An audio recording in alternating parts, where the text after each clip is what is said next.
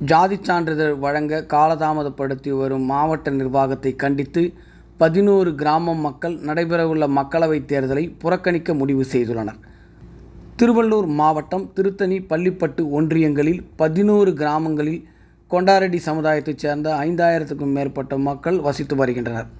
இச்சமுதாய மக்களுக்கு கடந்த 2018 வழங்கப்பட்ட 286 பழங்குடியின சான்றிதழ்களை திருவள்ளூர் மாவட்ட ஆட்சியர் தலைமையில் பரிசீலனையில் எடுத்துக்கொண்டனர். அதிகாரிகள் கேட்ட 11 வகையான ஆவணங்கள் சமர்ப்பிக்கப்பட்டன.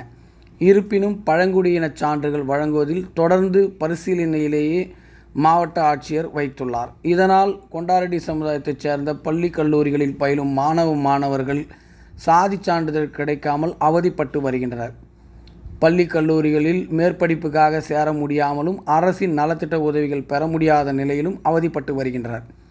இந்நிலையில் திருவள்ளூர் மாவட்டம் கொண்டாரெட்டி நலச்சங்க சார்பில் பள்ளிப்பட்டு அருகே பாண்டரவேடு கிராமத்தில் ஆலோசனை கூட்டம் நடைபெற்றது. இதில் 11 கிராமங்களைச் சேர்ந்த 200க்கும் மேற்பட்ட கொண்டாரெட்டி சமுதாய மக்கள் பங்கேற்று சாதி சான்றிதழ் பரிசீலனை என்ற பெயரில் தொடர்ந்து காலதாமதப்படுத்துவதை கண்டித்து நடைபெறவுள்ள மக்களவைத் தேர்தலை புறக்கணிக்க தீர்மானம் நிறைவேற்றினர்.